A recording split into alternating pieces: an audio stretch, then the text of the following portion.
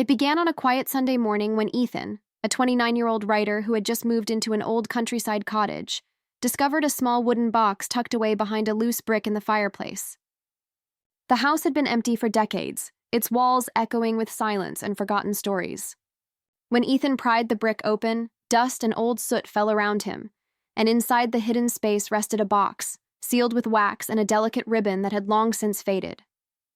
He brushed it clean, curious but cautious, wondering who might have left something hidden in such a strange place. The seal broke easily, and inside were several yellowed envelopes, each dated exactly 10 years earlier, and each signed by a woman named Clara Bennett. The handwriting was neat, almost elegant, and what struck Ethan first was that every letter was addressed to him, not just someone with his name, but him specifically, with his full name and even the cottage's current address. He frowned, confused, because 10 years ago he had lived hundreds of miles away and had never even heard of this town. He opened the first letter slowly, and the words sent a chill through him. Dear Ethan, I don't know if you found this yet, but I've been waiting for you to read these. I know this sounds impossible, but one day we'll meet, and when we do, everything will make sense. The letter went on to describe small, ordinary details about Ethan's life, details no stranger could ever know, like his habit of writing late at night, the coffee mug he'd broken last winter, even the scar on his hand from a bicycle accident when he was 10. He felt the room grow still. It couldn't be real, yet the handwriting, the smell of the paper, the way his name was written, all of it felt undeniable. Over the next few days, Ethan read every letter. Each one felt like a glimpse into a future that had already been written. Clara wrote about her dreams, her struggles, her faith in something she called the crossing of paths, and how she believed that time sometimes folds itself when love is strong enough to bend it.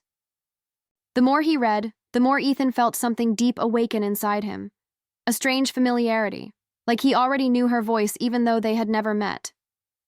In one letter, Clara mentioned that she used to sit by the old willow tree behind the cottage every summer evening, writing to a man she hadn't met but felt was real somewhere in the world. She said she believed in destiny, not as a coincidence, but as a conversation between two souls that begins long before they meet. Weeks passed, and Ethan found himself drawn to that same willow tree every night, hoping for something, though he wasn't sure what. He began to write back, even though he had no address, no place to send his words, as if the act itself connected him somehow. He filled notebooks with letters addressed to Clara, telling her about his life, his fears, his writing, and how her words had made him believe in something bigger than coincidence. Then, one rainy evening, as thunder rolled across the hills, Ethan received an unexpected package. Inside was a small locket with his initials engraved on the back and a note that read, "It's almost time." There was no sender listed. He searched the town records for any mention of Clara Bennett but found none. No birth, no death, no purchase of property. It was as if she had never existed. 10 years earlier, a family had indeed lived there, a couple and their daughter. But the daughter's name wasn't Clara, it was Caroline. Ethan began to wonder if Clara was a pen name or something more mysterious. He couldn't sleep. Every night he reread her words, trying to understand how someone from the past could know his present. Then one morning, as the first snow of the season fell, Ethan saw a woman standing by the willow tree, holding an envelope. She looked exactly as Clara had described herself. Brown hair tied with a ribbon, soft green eyes, and a gentle smile that carried both sadness and warmth. She looked at him as if recognizing someone from a dream.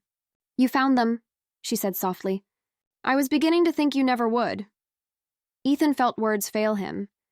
"You're Clara?" he managed to ask. She nodded. "At least I was," she said. "But the letters weren't meant to change the past, only to guide the future." They sat beneath the willow tree as snowflakes drifted through the air.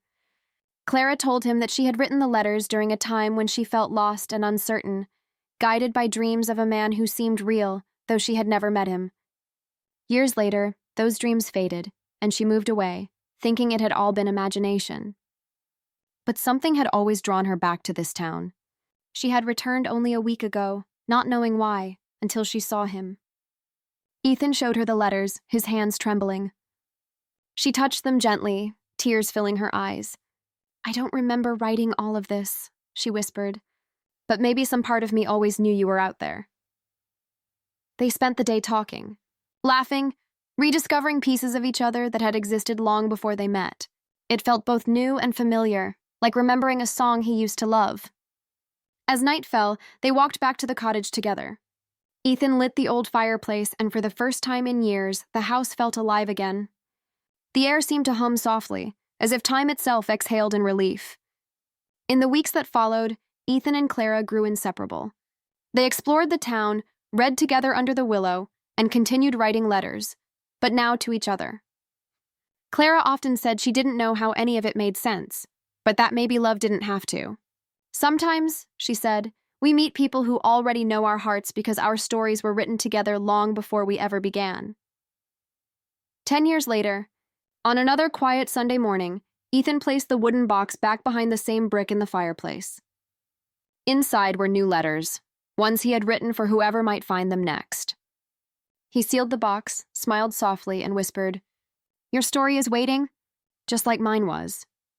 Outside, the willow swayed gently, and Clara's laughter echoed in the breeze, a reminder that sometimes the greatest love stories are the ones time writes in secret.